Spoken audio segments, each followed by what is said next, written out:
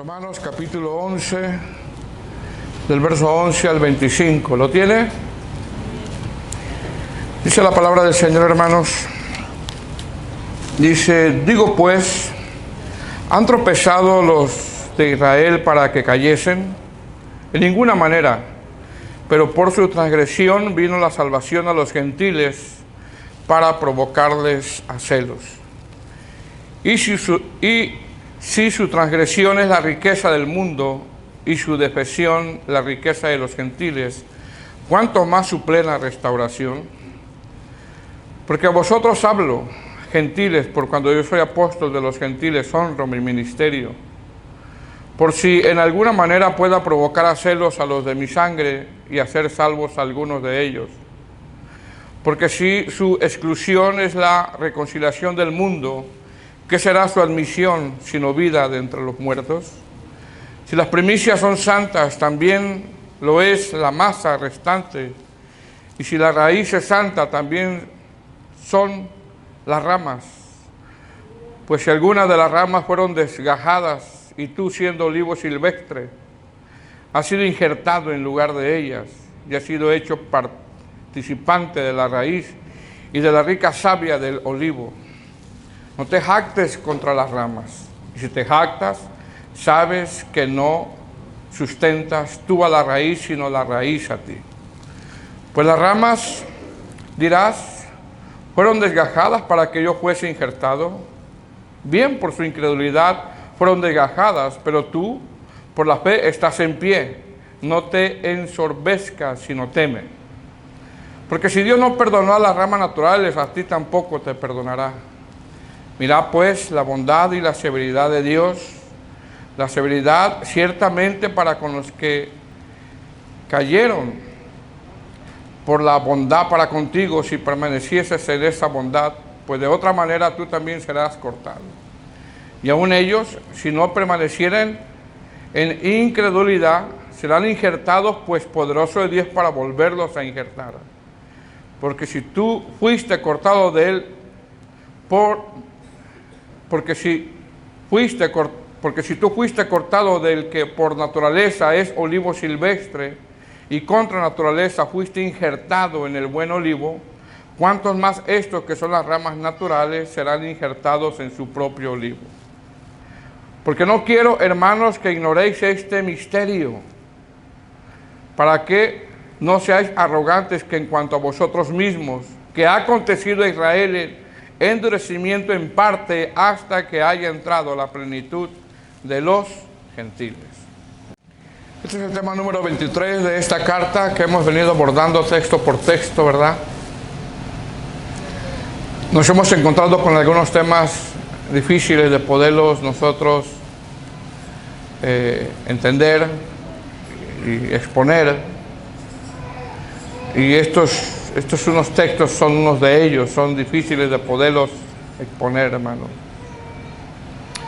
Arriba en su Biblia, hermanos, pues dice la salvación de los gentiles, pero conforme vayamos nosotros estudiando estos textos, podemos ver, hermanos, que también como título se puede poner una metáfora del olivo natural y del olivo silvestre, que es lo que vamos a ver. Pero también en el transcurso de este sermón vemos cómo Pablo da una advertencia a los gentiles que han sido salvos a algo que regularmente nos ocurre a nosotros a veces como seres humanos que servimos al Señor, y es la jactancia. No sé, de repente, hermanos, como cristianos, ¿verdad?, podemos caer en jactarnos. Eso existe en la iglesia del Señor, ¿verdad? Hay mucha gente que se jacta por lo que el Señor los usa o cómo los usa. Y es una exhortación que el apóstol Pablo da aquí a los gentiles. Amén. Pero bueno, como tema 23, una metáfora del olivo natural y del olivo silvestre. Amén. Hemos estado exponiendo, hermano, que Pablo ha venido dando argumentos muy sólidos acerca de, número uno, el diagnóstico de los judíos como el diagnóstico de los gentiles. Ha expuesto, número dos, que ante ese diagnóstico estábamos muertos en delitos y pecados, por lo tanto merecíamos un justo juicio de parte de Dios. Ha expuesto también que Dios por su gracia, Él pone el remedio para no ir a esa condenación, como poniendo nuestra confianza en los méritos de Cristo. Y has puesto hasta este capítulo 9, hasta el capítulo 9, el tema de la justificación. Casi son 9 capítulos que el apóstol Pablo habla sobre el tema de la justificación, el tema de la fe, el tema de la gracia del Señor. Ahora en los capítulos 10, 11 y 12, hermanos, perdón, el capítulo 9, 10 y 11, más bien ha expuesto hasta el capítulo 8, perdón, el tema de la justificación. Ahora, en los capítulos 9, 10 y 11, Pablo comienza a abordar el tema de Israel. Ya habló mucho sobre el tema de la justificación, aunque va a seguir hablando, ¿verdad? Pero ahora se va a enfocar en el capítulo 9, 10 y 11, se va a enfocar ahora en Israel. Comienza a abordar el tema de Israel. Es decir, en estos 3 capítulos explica el papel que juega Israel dentro del plan soberano de Dios. Porque es muy importante entender nosotros que Dios es soberano, que Él tiene un plan, entender, hermanos, cuál es su voluntad, amén. Es algo muy importante para nosotros como cristianos entender, más cuando estamos en una difícil prueba, comprender que Dios es soberano, que Él tiene un plan siempre, hermano. Amén.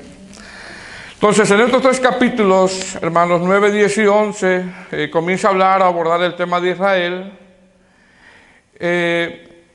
Pero ¿por qué Pablo comienza, hermano, a abordar el tema de Israel? Bueno, Pablo lo aborda para dejar bien claro, hermano, algo bien claro, que Dios no ha desechado a Israel. No lo ha desechado. Y expone, número 1, en el capítulo 9, ya lo vimos, expone la condición de Israel en el pasado. En el capítulo 10 expone la condición de Israel en el presente. Y en el capítulo 11 expone la restauración de Israel en el futuro. En el capítulo 9, Pablo expone que Israel siempre ha rechazado a Dios en el pasado, a pesar de que Dios siempre le ha mostrado su fidelidad. Israel siempre ha rechazado a Dios, a pesar de que el Señor siempre le ha dado de su fidelidad. Y dentro de esa fidelidad y amor que Dios tiene por Israel, le dio 9 privilegios. No sé si se acuerdan, ¿verdad? Pues que son israelitas, la adopción, vieron la gloria de Dios. Ellos vieron la gloria de Dios de una manera bien tremenda, hermanos. Les dio el pacto, la promulgación de la ley, el culto, las promesas, los patriarcas. Y el último que rechazaron fue a Cristo. Pablo expone que tiene gran tristeza y dolor en su corazón porque él desearía que Israel fuera salvo, pero Dios es soberano y Él hace lo que Él quiere. Él sabe los tiempos. Expone también que la palabra no ha fallado. No ha fallado la palabra. Expone que Dios los eligió por su soberanía y nombra, hermano, a Jacob y a Esaú. En el capítulo 10, Pablo expone que Israel en el presente sigue rechazando a Dios, aún actualmente, hablando desde Cristo para acá, sigue rechazando a Dios. Entendemos que estamos en el tiempo de la gracia. Repito, ¿cómo rechazan a Dios? Porque rechazan a Cristo. Pablo expone que el motivo principal por cual Israel en la actualidad rechaza a Dios es porque no son salvos. Porque no son salvos, rechazan a Cristo. Pablo dice, porque yo les doy testimonio que tienen celo de Dios, pero no conforme a ciencia. Es decir, ellos tenían un celo, hermano, supuestamente de Dios, pero tenían un celo carnal ellos. Y en ese celo carnal, pues buscaban la gloria de los hombres, buscaban ser glorificados por los hombres. Y eso es lo que el apóstol Pablo les deja saber a ellos. Y en el capítulo 11, que fue hace 2 semanas, estamos sacando casi 3 sermones en este capítulo 11,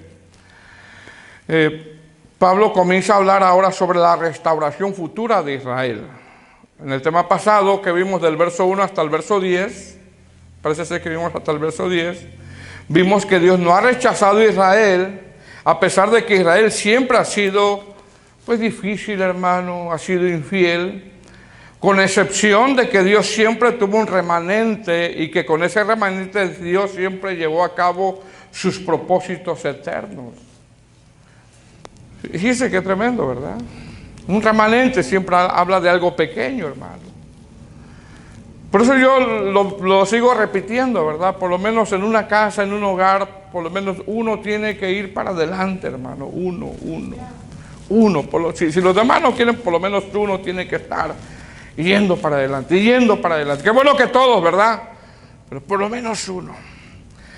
Entonces, en ese tema que vimos, hermano, que vimos desde el verso 1 hasta el verso 10, vemos que Dios no ha rechazado a Israel, a pesar de que Israel siempre ha sido infiel, con excepción de que Dios siempre tuvo un remanente, y que con ese remanente, Dios llevó a cabo sus propósitos eternos. Dice Romanos 11:1, se lo leo: digo, pues ha desechado Dios a su pueblo en ninguna manera, porque yo también soy israelita, dice Pablo, de la descendencia de Abraham, de la tribu de Benjamín. Es decir, Pablo, hermano, se pone él mismo como ejemplo de que Dios no ha rechazado a Israel. Y más adelante nombra a Elías, y Elías pensaba que estaba solo, hermano, pero el Señor le deja saber que Él se ha reservado, Dios, 7,000 hombres que no han doblado sus rodillas a Baal, y es un remanente también, 7,000, porque en ese entonces se cree que había más de 1,000,000 de personas. Entonces es un remanente muy pequeño. Dice en el verso 11 del capítulo 11, así también aún en este tiempo ha quedado un remanente escogido por gracia. Ahora, ¿qué vamos a ver en estos 15 versículos, hermanos, que leímos? Parece que son 15 versículos. 3 cosas. Número 1, vamos a ver que la salvación de los gentiles no anula la salvación de los judíos. Número 2, Pablo hace una exhortación a los gentiles a no jactarse y no despreciar a los judíos. Y número 3, Pablo usará una metáfora de un árbol de olivo. De un árbol de olivo. Ahora, ¿por qué Pablo, hermano, expone en estos textos que la salvación de los gentiles no anula la salvación de los judíos? Bueno, al parecer, hermano, él lo hace porque al parecer a Pablo se le acusaba, fíjese bien, al parecer que a Pablo se le acusaba de que Dios ya había desechado a Israel, y Pablo expone que solo los tiene en un tiempo de espera. No, Dios no los ha rechazado. Y es lo que va a explicar él. No, los tiene nada más en un tiempo de espera a ellos. Yo no sé, hermano, si usted ha escuchado cuando dice, no, es que la iglesia ha ocupado el lugar de Israel. ¿Ha escuchado eso usted? Bueno, eso no tiene mucho fundamento, ¿eh? ¿Por qué? Porque tenemos que entender que la iglesia tiene su lugar, y Israel también tiene su lugar, bajo la soberanía de Dios. Ahora, que ellos tienen un tiempo de espera, no quiere decir que ocupemos el lugar de ellos, no. Dios va a tener un trato con ellos aparte. Amén. Y eso es lo que va a ir poniendo el apóstol Pablo aquí. Entonces, ¿cómo vemos que Dios no ha rechazado a Israel? Bueno, es lo que Pablo lo ha venido exponiendo, lo vemos, porque el nacimiento de la iglesia, hermano, en el libro de los Hechos, mire, los primeros miembros que eran, ¿se acuerda que eran? No eran gentiles, eran judíos.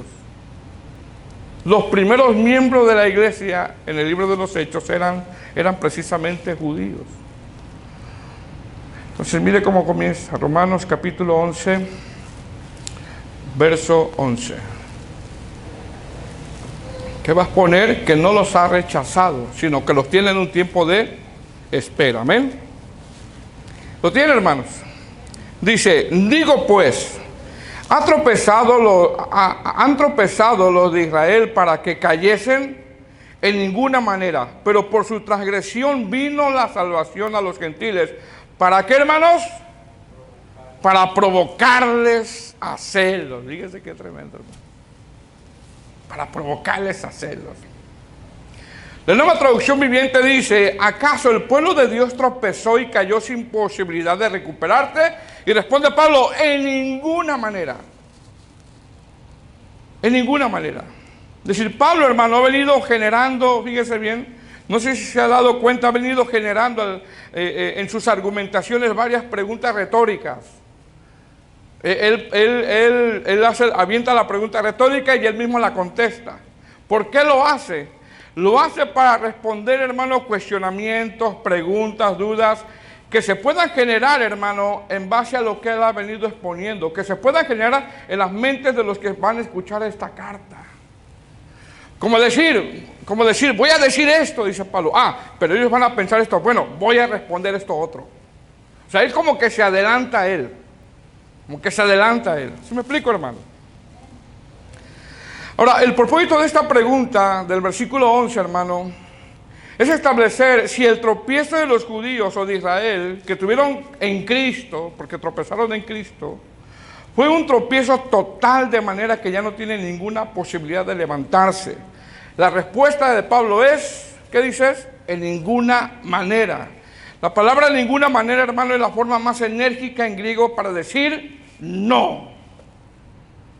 Como decir no, 1000 veces no. Como decir claro que no. Como decir, ¿cómo crees? No. Es la forma más enérgica para decir no. Ahora, Pablo sabe, hermano, que la mayor parte de los judíos, no todos, porque Dios siempre tuvo un remanente, reservó un remanente. Pablo sabe que la mayor parte de los judíos, fíjese bien, tropezaron en Cristo. Cristo para ellos fue una piedra de tropiezo, la mayor parte de los judíos. Mas, sin embargo, para los que creen, Cristo, el Evangelio, la fe, es algo precioso. Es algo precioso. Pedro en su segunda carta le llama a la fe una fe más preciosa que el oro. Que el oro. Amén. Entonces, esta pregunta que hace Pablo, hermano, las pone para que sepan que ese tropiezo no es de una forma total o para siempre. ¿Qué dice Pablo? En ninguna manera. Es decir, lo que quiere decir Pablo es que los judíos tropezaron, pero eso no quiere decir, hermano, que se hicieron insalvables. Porque el último los va a salvar, y ese es el tema siguiente. Porque Dios tiene un trato con ellos. Ahorita los tienen un tiempo de espera. Ya leímos el texto 25, ¿verdad?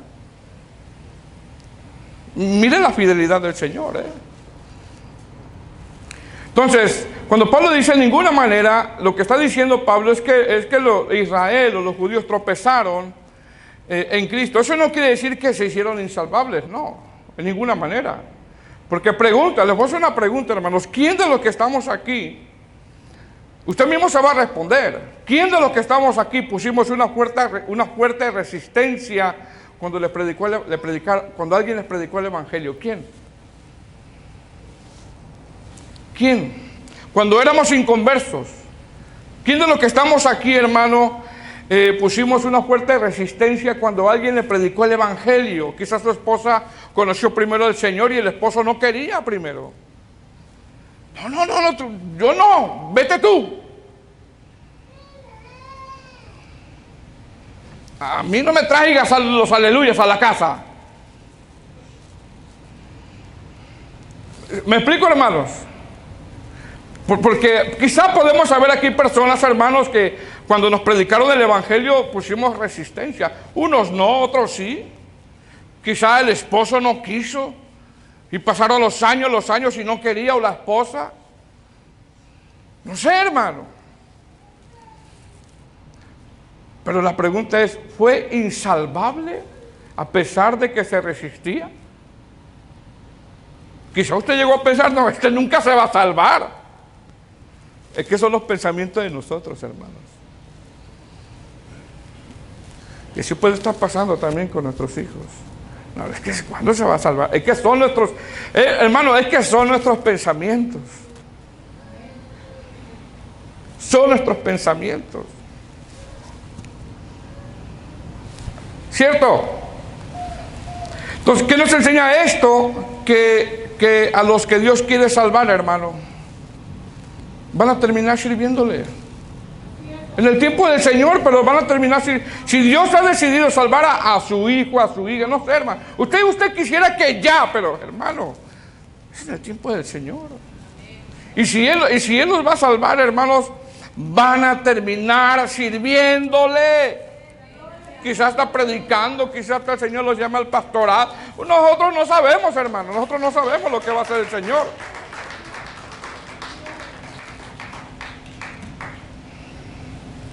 Qué raro que aplaudan, casi no aplauden aquí. Entonces, ¿qué dice Pablo, hermano? Digo, pues han tropezado los de Israel para que cayesen, y la respuesta enérgica de Pablo es en ninguna manera. Y dice, pero por su transgresión, fíjese lo que dice él, pero por su transgresión vino la salvación a los gentiles para provocarles a celos. Es decir, ¿cuál transgresión? Mira, hermano, Dios tuvo mucha paciencia con ellos. Aún así los tiene un tiempo de espera. Y no se olvida de ellos. Pero ¿cuál transgresión? Mire, Israel siempre ha transgredido. Ha sido infiel. Cuando Isaías, un ejemplo, cuando Isaías predica, hermano, no recuerdo la fecha exacta ahorita, del libro de Isaías, después pasaron 100 años y vino Jeremías. Jeremías predicó cerca de 48 años, 148 años predicando. Dios ha sido bueno y paciente. Vino juicio y cualquiera diría, como dicen los ateos, no, Dios, ¿cómo Dios los mató? Hermano, tuvo misericordia más de 148 años. Eso es amor.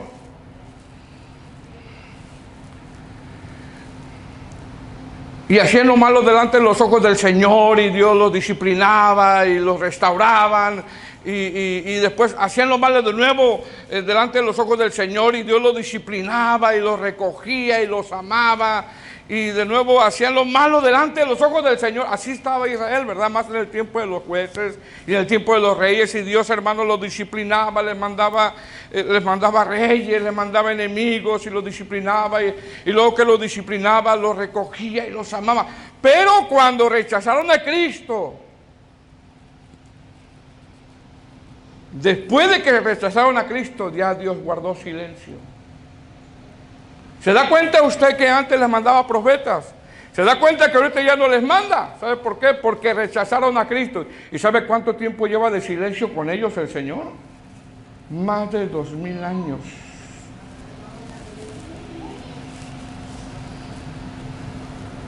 ¿Y sabe dónde está ahora el Señor? Aquí. Pero no quiere decir que se ha olvidado de ellos. Aquí está el Señor, provocándoles a celos. Hermano, todas las transgresiones de Israel, Dios los recogía una y otra vez, los recogía una y otra vez. Pero cuando rechazaron a su Hijo, Dios usó la transgresión de ellos. ¿Para qué? ¿Para traer a quién? A nosotros. ¿Cuál transgresión de no reconocer a Cristo cuando vino? No percibieron, no veían, no reconocieron al Señor. Por esa transgresión vino la salvación a los gentiles. Dice, pero por su transgresión vino salvación a los gentiles para provocarles, dice, a celos. Ahora, esto no quiere decir, hermano, que porque los judíos rechazaron a Cristo, Dios dijo, entonces les doy la salvación a los gentiles porque ahora ¿qué hago? No, esto no es así. Todo lo que hizo Dios lo hace bien orquestado. ¿Por qué?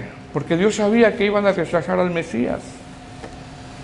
Es decir, esto quiere decir que Dios, sabiendo que Israel iba a rechazar a Cristo, fíjese bien, hermano, eso Dios lo usó.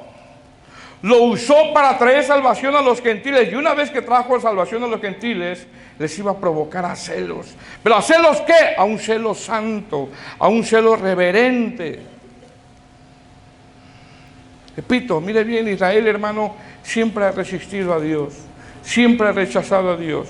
Israel rechaza la palabra, le mandaba a sus profetas, golpeaban a los profetas, como que se arrepentían, Dios los perdonaba, los bendecía, volvían a hacer lo malo, Dios les enviaba a sus profetas nuevamente, les daban la palabra, como que se arrepentía y Dios los acogía y los volvía a bendecir. Es decir, eso pasó muchas veces.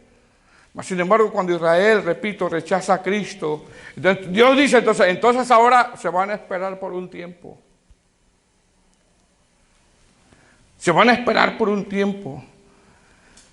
Y ese tiempo de espera ha durado más de 2000 años, hermanos.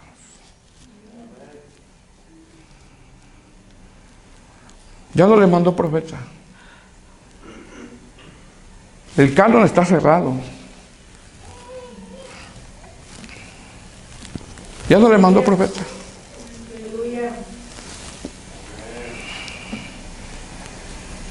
Y Dios está en silencio con ellos. Pero no quiere decir que los ha desechado, ¿Qué hace el Señor? Dios usa su transgresión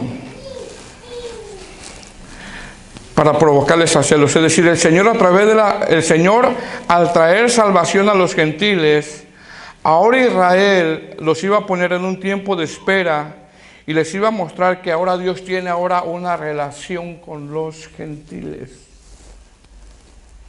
¿Cómo? Dándonos el Espíritu Santo. Es decir, mientras ellos, hermanos, están en un tiempo de espera, la iglesia ahora, ¿de qué goza? Goza del Espíritu Santo, goza de la iglesia, goza de los dones, goza de su presencia, goza de sanidades, goza de su palabra. Ellos no gozan del Espíritu Santo, hermano. La iglesia sí. Es importante que venga la iglesia. Porque mientras ellos están en un tiempo de espera y Dios está en silencio con ellos, porque mientras, hermano, constantemente se rebelaban contra el Señor, los perdonaba, pero no, con mi hijo no. Ahora se van a esperar. Y Dios usa eso para atraer a los gentiles. Y mientras, repito, mientras con ellos está en silencio, con nosotros no. Con nosotros no. ¿Por qué? Porque nos ha dado el Espíritu Santo. Porque nos da dones, nos da profecía, nos da su palabra, nos da su presencia, nos da la iglesia, nos da los medios de gracia, nos da la oración. Hermanos, con ellos está en silencio, pero con nosotros no. Entrad confiadamente al trono de su gracia. Hermano, nosotros podemos entrar en la presencia del Señor, hermano, aunque tenemos al Espíritu Santo.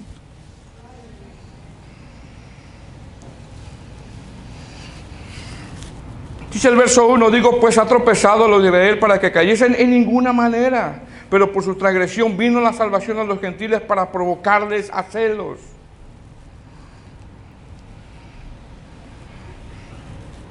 Para provocarles a celos. Es decir, estas bendiciones, hermano, como la gracia, la salvación, el Espíritu Santo, todos los medios de gracia, eso le tendría que traer a los judíos un celo de anhelar lo que el Señor ahora nos ha dado a la iglesia. ¿Qué nos enseña esto? Esto nos enseña que ahora nosotros, los gentiles, hablando en el contexto de la carta, por el buen testimonio, por la vida piadosa de los cristianos, los judíos tendrían que anhelar esto, hermano. Pero imagínate que encontremos a un judío, hermano, que no cree en Jesús porque se refieren muy mal de él, y luego nosotros no le demos testimonio si de por sí no creen en él. Y luego que nos vean no dando testimonio, ¿qué dirán? Ya ven, es cierto.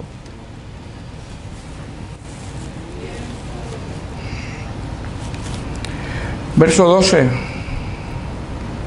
Y si su transgresión es la riqueza del mundo y su defección la riqueza de los gentiles, ¿cuánto más su plena restauración? Mire, la Nueva Traducción Viviente lo dice así: ahora bien, si los gentiles fueron enriquecidos porque los israelitas rechazaron la oferta de la salvación de Dios, imagínense cuánto más grande será la bendición para el mundo cuando ellos por fin la acepten.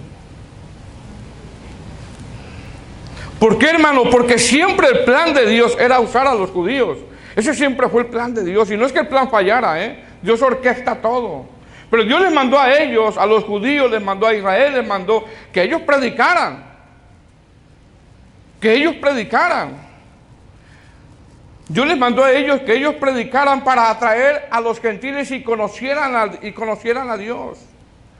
Los judíos tendrían que llevarse la tarea de ser luz para este mundo, para así atraer a Dios a los gentiles, pero como no fueron luz, Dios usó la transgresión de ellos para atraer a los gentiles. ¿Qué nos enseña esto, hermano? Esto nos enseña que Dios, al usar la transgresión de los judíos para atraer a los gentiles, Dios siempre saca algo bueno de todo lo que pasa. Dios siempre saca algo bueno de todo lo que pasa. Dios siempre saca algo bueno, hermano. Si estás pasando una enfermedad, si estás pasando una prueba, si estás pasando un momento bien duro, Dios siempre saca algo bueno de ahí.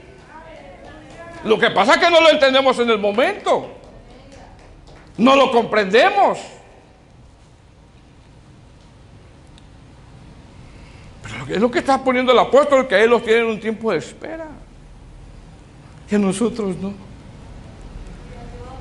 Mientras con ellos está en silencio, aquí hay profecía, aquí hay palabra, aquí hay presencia de Dios. Aquí podemos entrar en su presencia por medio de la oración. Aquí hay consuelo de Dios. Aquí está tu Santo Espíritu. Hermano, las pruebas que tú vives no son tus fuerzas, hermano. Es la gracia de Dios. Es la gracia del Señor. Entonces, Dios usó la transgresión de ellos para sacar algo bueno. Porque sí, Dios siempre saca algo bueno de todo lo que nos pasa. Tú ten la seguridad, hermano, que lo que tú vives, lo que tú estás pasando ahora, Dios va a sacar algo bueno. Tú no lo entiendes, pero Dios va a sacar algo bueno de todo ello.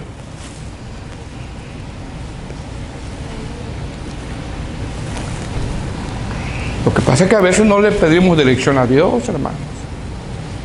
A veces a la primera queremos correr. Ya me dejó el Señor. ¿Cuándo, hermano? Por favor. Por favor, hermano. Hermano, el Señor nos permite pasar por duras pruebas, circunstancias, y a través de ellas el Señor saca buenas cosas que nos ayudan a bien. Eso no lo entendemos en el momento de la prueba, pero así es. Usó la transgresión de los judíos, de Israel.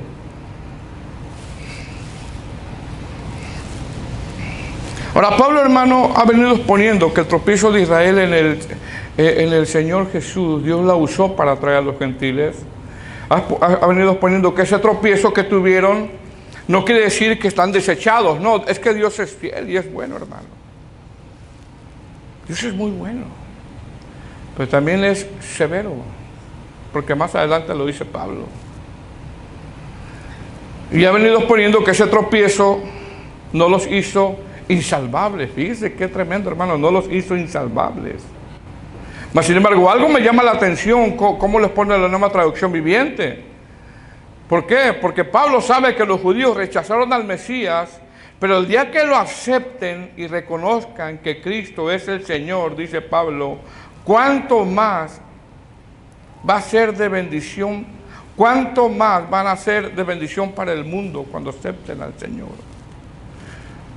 ¿Por qué? Porque los judíos, hermano, aunque no reconocen a Jesús como el Mesías, quiera o no, ellos son bien disciplinados en su vida espiritual.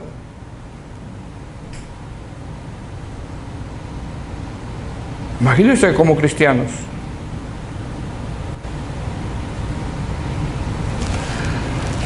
Un varón,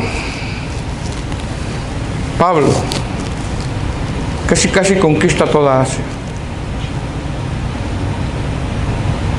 ¿Verdad? Nosotros, a veces ni el vecino sabe que somos cristianos. Ya vamos a ir a evangelizar, hermano.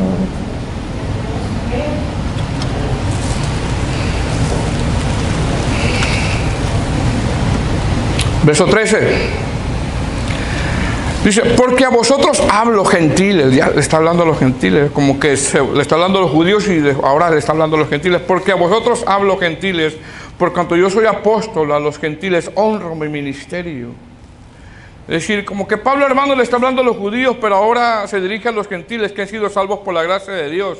La nueva traducción viviente dice, menciono todo lo anterior especialmente para ustedes los gentiles. Dios me designó apóstol a los gentiles. Pongo énfasis en esto. Fíjese, hermano, era un fariseo, un celoso de la ley, y ahora, ¿con quién anda, hermanos? Con los gentiles. Pero eso no quiere decir que él no le predicaba a los judíos. Le predicaba también a ellos. Verso 14. Porque si en alguna manera pueda provocar a celos a los de mi sangre y hacer salvos a algunos de ellos, es decir, Pablo sabe que el Señor, hermano, los ha puesto en espera y está provocando a celos a los judíos por medio de la salvación de los gentiles.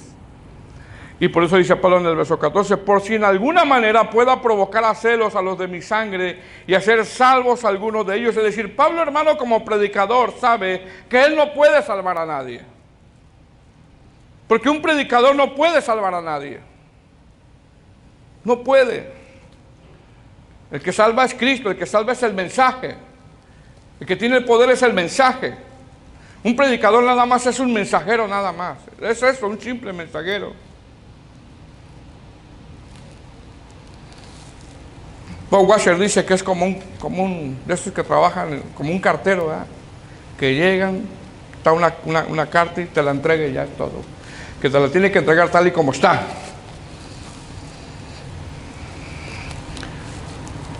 Entonces Pablo sabe que él no puede salvar a nadie, porque así es, un predicador no puede salvar a nadie. Él nada más da el mensaje, un predicador es solo un mensajero, y Pablo entiende que el poder de la salvación no está en el predicador, no está en el hombre, sino en el mensaje. En el mensaje. Ahora, ¿qué está diciendo Pablo en este texto 14 cuando dice, por si de alguna manera pueda provocar a celos a los de mi sangre y hacer salvos a algunos de ellos? Pablo quería que se salvaran, pero todo estaba dentro del plan soberano de Dios. Y sabe que Dios los tiene en tiempo de espera. Pero, ¿qué está diciendo Pablo? Algunos eruditos interpretan que Pablo tenía esta idea. Número uno, Pablo, mientras más predica a los gentiles, más se acerca la salvación a los judíos. Aunque en el momento que escribe, él sabe que está en una etapa de endurecimiento. Número dos, Pablo, mientras más predica a los gentiles, los judíos entrarán en un celo, pero un celo de que ahora las bendiciones que ellos una vez tuvieron, hermano, como la presencia del Señor, recuerda, se rompió el velo, ahora no la tienen. ¿Ahora la tienen quién?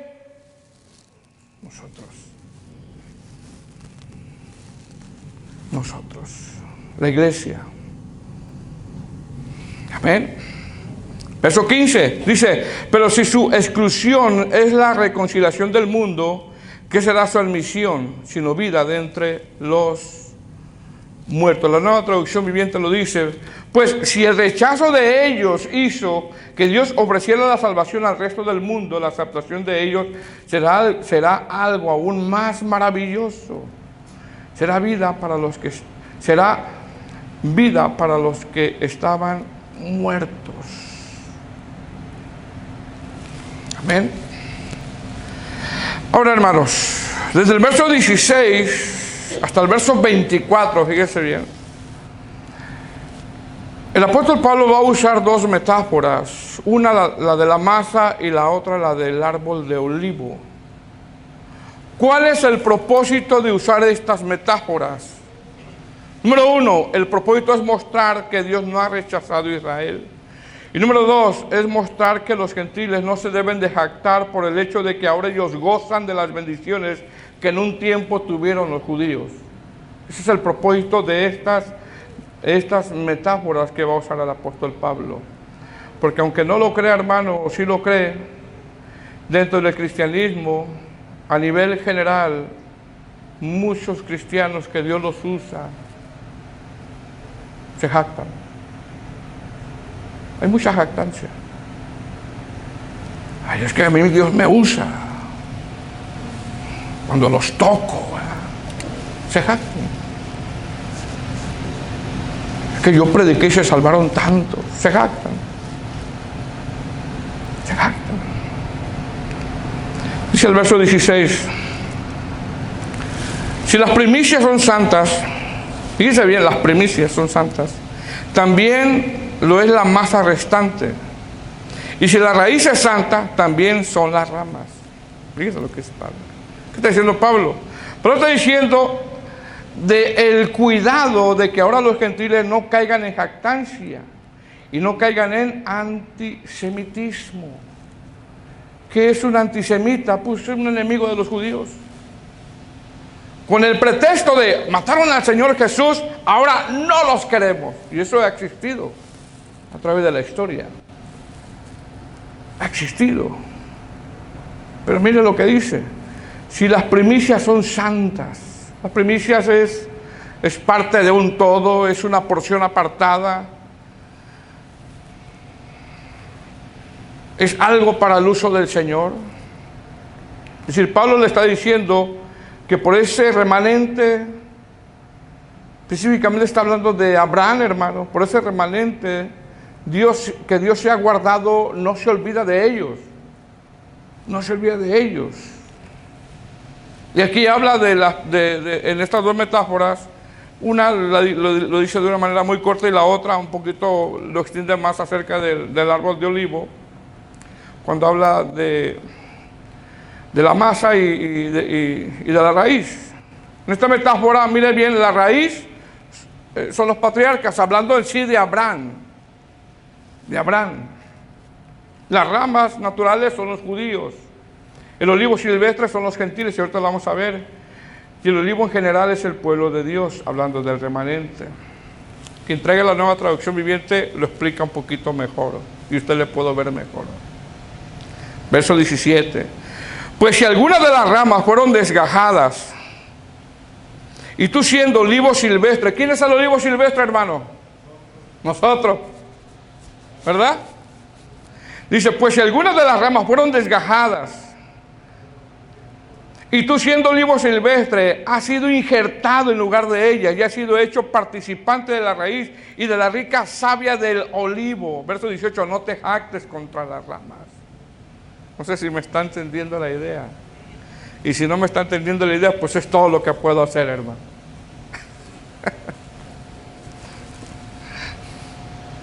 Mire, está dando la misma ilustración del apóstol Pablo. Es decir, Pablo usa esta ilustración del olivo, de un árbol de olivo, donde todos los que están escuchando esto saben, conocen. ¿Por qué? Porque en ese tiempo el olivo era parte de la economía de Israel. ¿Quién no conocía el olivo en esos tiempos? Todos. Todos conocían el árbol de olivo en esos tiempos. El olivo, hermano, es un árbol que dura muchos años. Y el árbol de olivo, hermano, tiene una característica que cuando se envejece, fíjese bien, el árbol de olivo cuando se envejece deja de ser productivo cuando se envejece. Pierde fuerza. Entonces, para que ese olivo diera fruto, lo que hacían es que le cortaban las ramas que no estaban dando fruto y le injertaban una rama joven, una rama silvestre, y esa rama silvestre empezaba, ¿qué, hermanos?, a producir. Pero tenemos que entender que siendo rama silvestre, porque la rama silvestre, hermano, no produce nada, no produce nada. Es decir, en esa metáfora Pablo enseña que algunas de las ramas fueron desgajadas. ¿Quiénes fueron? A ver, ¿quiénes fueron, hermanos? Israel. Los que no dieron fruto. Fueron desgajadas porque no eran productivas. Fueron cortadas por no dar fruto. Si usted lee Mateo 21:43, algo dice ahí. Fíjese bien, fueron cortadas por no dar fruto. ¿Qué quiere decir esto? Esto quiere decir que Dios hizo a un lado de una manera temporal a los judíos. ¿Por qué? Porque no estaban dando fruto. Y pone al olivo silvestre para que den, ¿qué, hermanos? Fruto. ¿Qué éramos? Olivo silvestre, sin fruto. Pero ahora, una vez que nos injerta, ¿qué tenemos que dar? Fruto. Sin embargo, una vez injertado, la savia del árbol es la que hace que demos fruto. Pregunta, ¿qué es la savia? ¿Qué es la savia de un árbol en esta metáfora? Es la fe de Abraham. Esa es la fe de Abraham. ¿Cuál es la savia? Pues es la que fluye desde la raíz. Abraham creyó, dio fruto, pero después el pueblo no dio fruto. Entonces Dios agarró olivo silvestre. Nosotros los gentiles nos injerta y ahora ¿qué? Recibimos de la savia, hablando de esa metáfora, de la fe de Abraham. Yo sé que como que, a ver, pastor. Bueno, véanlo de nuevo en el YouTube, ¿okay? Y se suscriben. Y le ponen like en la campanita. Y comparta. Para llegar a más suscriptores. Pura promoción, ¿verdad?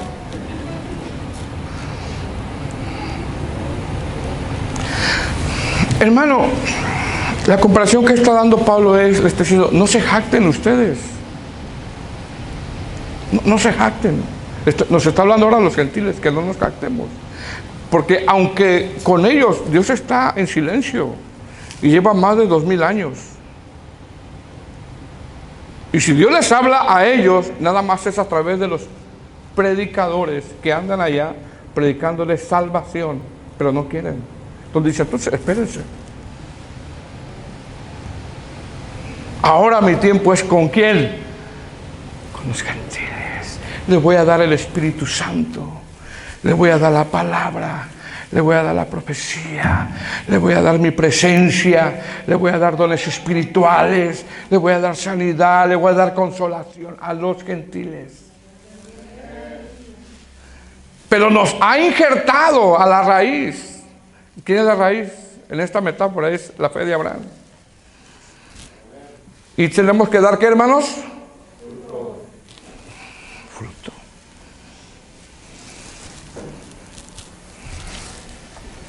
Verso 18. Dice, no te jactes contra las ramas. Y si te jactas, sabe que no sustentas tú a la raíz, sino la raíz a ti. Y eso es lo que dice Pablo. Mire, hermano, nosotros como cristianos no somos llamados a despreciar a los judíos, pero tampoco a tener un amor desmedido por ellos, tanto que me haga judío, que me ponga un talí, que me ponga la kipa, que me digan roé, vamos a comer kosher. Tanto así no. Somos llamados a orar por ellos nada más. A orar por ellos. Amar a Israel, pero a orar por ellos. Pero no a convertir la iglesia en que caigamos en judaizar la iglesia. No somos llamados a eso, hermano. Porque hay un amor desmedido, a Israel. Más iglesias con corte pentecostal, ¿verdad? Un amor desmedido por Israel y cosas así, pues. Verso 19. Pues las ramas dirás, fueron desgajadas para que yo fuese injertado. ¿Qué es lo que dice? Pablo está hablando de los gentiles. Pablo no quiere que los gentiles, hermanos, se sientan merecedores por el hecho de que Dios en este momento tiene una relación con los gentiles y no con los judíos. Pablo no quiere que los gentiles se jacten de eso o se hagan merecedores de eso. La verdad es que no merecemos nada, hermano. No merecemos nada. Ni estar aquí predicando. Yo ni merezco estar aquí predicando, hermano. ¿Cómo se lo digo todo? De verdad se lo digo. Es un llamado de gracia. Privilegio. ¿Sabes cómo es la palabra? Privilegio. Si entendemos esa palabra, ¿verdad? Es un privilegio. Pero estoy aquí porque el Señor me va a pedir cuenta. Verso 20. Ya vamos terminando, hermanos. Bien, por su incredulidad fueron desgajadas, pero tú por la fe estás en pie. No te ensorbezcas, sino que teme. Fíjese lo que dice. Es por la fe que vino de Abraham, hermano. que vino es un don de Dios. Por esa savia, hablando en esa metáfora, ¿verdad? Que fluye del árbol y fluye a la raíz, y fluye, perdón, a las ramas, por esa savia. Porque fuiste injertado. Porque fuimos injertados, pues por la gran misericordia de Dios. Nada más, hermanos. Verso 21. Porque si Dios no perdonó a las ramas naturales, así tampoco te perdonará. Verso 22. Mira la advertencia que da. Mirad pues la bondad y la severidad de Dios. Dos cosas, hermano. Dos cosas. Bondad y ¿qué? Dios es severo también. Bondad y severidad, amor, juicio, paciente, pero también Dios es determinante. No, yo tengo mucha paciencia con ellos, pero también llegará un día que, si no entendemos, Dios es determinante, hermanos. Determinante. Verso 22. Mira pues, mira, pon atención, la bondad y la severidad de Dios. La severidad ciertamente para con los que cayeron, pero la bondad para contigo. Si permaneces en esa bondad, pues de otra manera tú también serás cortado. Está dando la advertencia a Pablo, entendamos esto, de no jactarnos. Parece ser que a los destinatarios se jactaban de eso. Sé que usted no lo hace, pero en el contexto de la carta parece ser que lo hacían. Pero volvemos a lo mismo. En la iglesia en general hay mucha jactancia. Muchos, más los cantantes, le quieren robar la gloria a Dios. Verso 23. Y aún ellos, si no permanecieren en incredulidad, serán injertados, pues poderoso es Dios para volverlos a injertar. Dice, Dios es poderoso. Verso 24, porque si tú fuiste cortado de que por naturaleza es olivo silvestre y contra naturaleza fuiste injertado en el buen olivo, cuánto más estos que son las ramas naturales serán injertados en su propio olivo. Pablo está concluyendo, está diciendo, no te jactes contra ellos. Si tú siendo parte de olivo silvestre, es decir, no tenemos parte nosotros con ese pueblo, no éramos descendientes étnicos, pero ahora por medio de la fe, somos hijos de Abraham, pero por la fe, no étnicos. Nos injertó y ahora gozamos de las bendiciones del Señor. Y verso 25 para terminar. Porque no quiero, hermanos, que ignoréis este misterio. Fíjense lo que dice. Para que no seáis arrogantes en cuanto a vosotros mismos, que ha acontecido a Israel endurecimiento en parte hasta que haya entrado la plenitud de los gentiles y luego todo Israel será salvo, como está escrito. Nos ponemos de pie, hermanos, seguimos el próximo domingo.